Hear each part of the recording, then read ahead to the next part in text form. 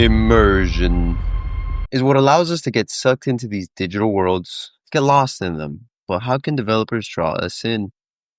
There's a lot of factors that come into play when it comes to immersion. But the one I'll be focusing on today is weight in video games. No, I'm not talking about inventory weight, even though it is kind of funny how being over encumbered in Fallout just makes you walk really slow. Nah, man.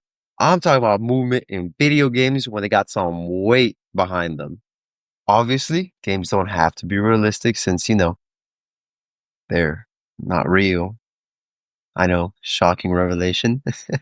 I can't sleep at night either sometimes. But it's just a thought I've realized. However, if there can be some grounding elements that makes a game have some factor of reality, I think my suspension of disbelief is made stronger for it. And the more I believe, the more I'm interested and the more I'm immersed and the more I'm enjoying what I'm playing, no matter how fantastical everything else is. So right off the bat, let me hit you with some of the beefiest boys in gaming.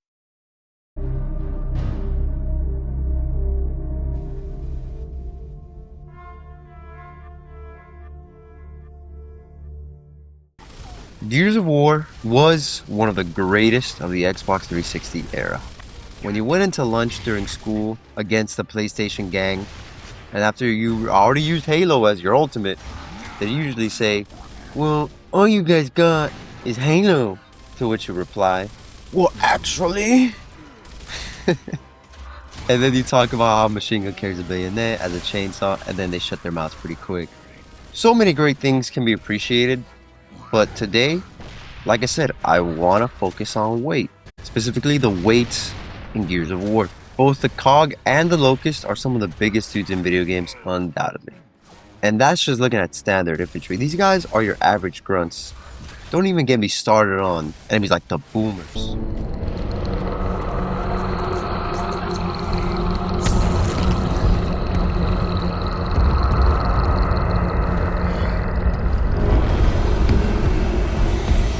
Look, down there.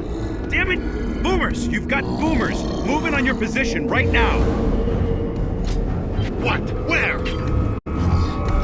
Hey, asshole! Up here! Who let their presence be known with every step they take. The average grunt in Gears of War, on both sides, looks like this. So when these guys take cover, man, you bet your ass is gonna be rough. Bombastic. Cliff Bleszinski, lead designer in Gears of War, talks about it in the behind the scenes or in the making of Gears of War, how his intention, and also a semi-obsession, it was for him to get these guys to move a very specific way. And it definitely makes the game better for it. They don't just take cover, they tackle that concrete like their lives depends on it. Well, because, it does. It keeps jamming! See? Every step they take, as you control them, you feel the heft of all their armor, their weapons, and of course, their balls of steel. And man, when they curb stop an enemy, with those big ass boots and massive legs, yeah, man, I believe they'd obliterate a skull when the need arises.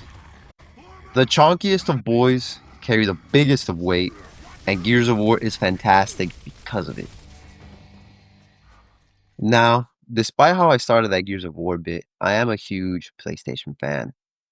I just wasn't as a kid, because how can you justify to a parent, Mom, I gotta have 2 consoles? I actually had 3. I mean, I had 2 with the Wii, but I didn't get the PlayStation. So, if you have a PlayStation, you can probably assume I'm gonna bring up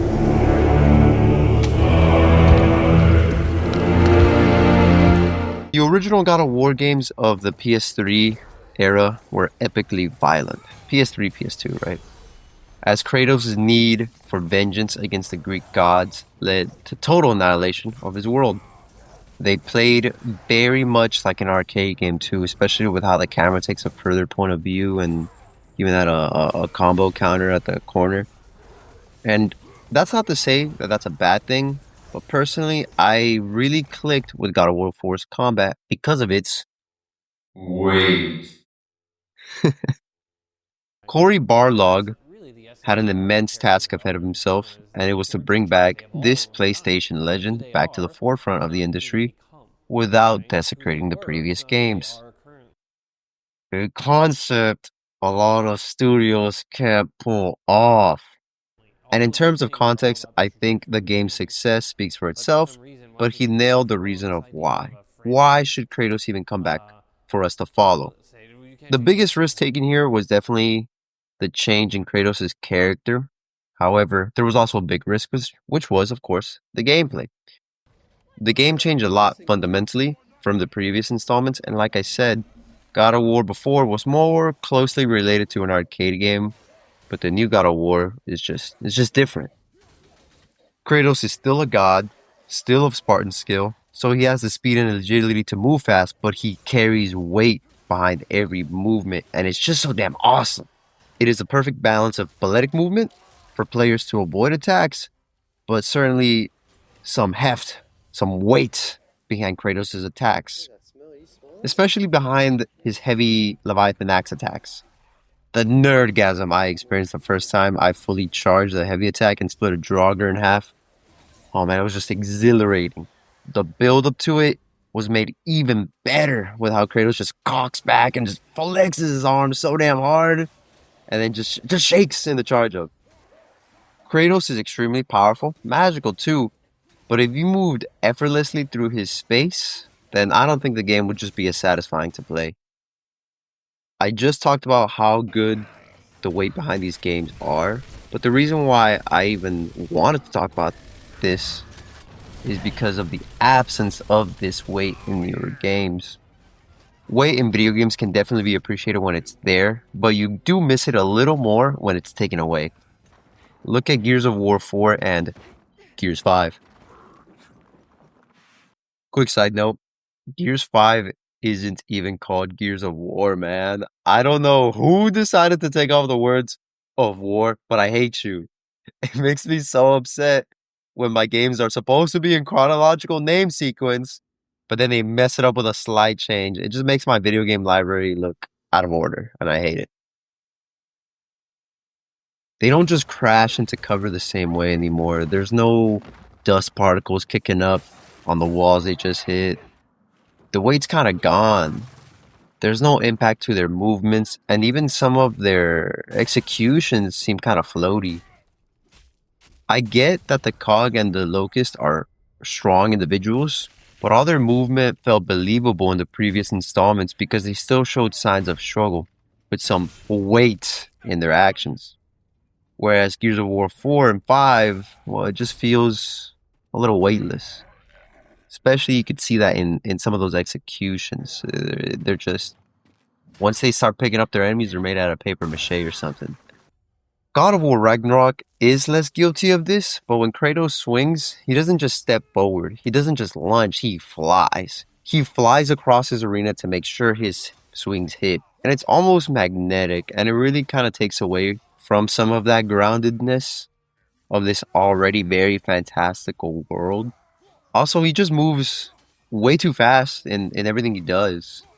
I understand he's a god, but when you run in the game and his body movement doesn't match the distance covered on the floor, it feels like you're not actually walking on solid ground. It's more like a really big omnidirectional treadmill out of sync, if you know what I mean. You know, like essentially what I'm saying. One step forward in Kratos' movement feels like 3-step takens in ground covered. Even the swing of his axe has less heft to it. It's like he's holding a prop axe made out of styrofoam and not a heavy weapon that can match Thor's Mjolnir. I do, however, want to clarify, not every video game needs to have this weight behind it. I'm not thinking Dante and Devil May Cry should move slower, feel heavier, because those games' purpose is to feel weightless and to do cool shit while badass music plays. So not every game needs to have weight, but it can definitely be appreciated when it's there. Honorable mention to Red Dead Redemption 2, by the way. Arthur feels like a big old fridge of a man that you control. The way he walks, the way he mounts his horse, the way he chops wood in the camp, the way he runs, the way he slows down. He has like a build-up when he starts running, and then he has to slow down. He's not just instant stop, instant start. It's the weight of a man with love for his gang and the guilt of his past. But you weren't thinking I was going to mention the metaphorical weight. These are fantasy worlds. I get that for sure, but immersion is important because I want to get lost in it to really enjoy it. I never truly forget I'm playing a video game, but I can get pretty damn close. And those are the games I enjoy the most. Part of that immersion comes from the weight of these characters. If you can make these pixels look like they carry some heft about them, then my experience is made all the better for it. Yeah, anyway, rant over. Let me know about other games that you guys have played where you truly felt the weight of your character and in his or her movement. I'm very curious, and I'll take anything except Final Fantasy. You're not convincing me about weight in that game.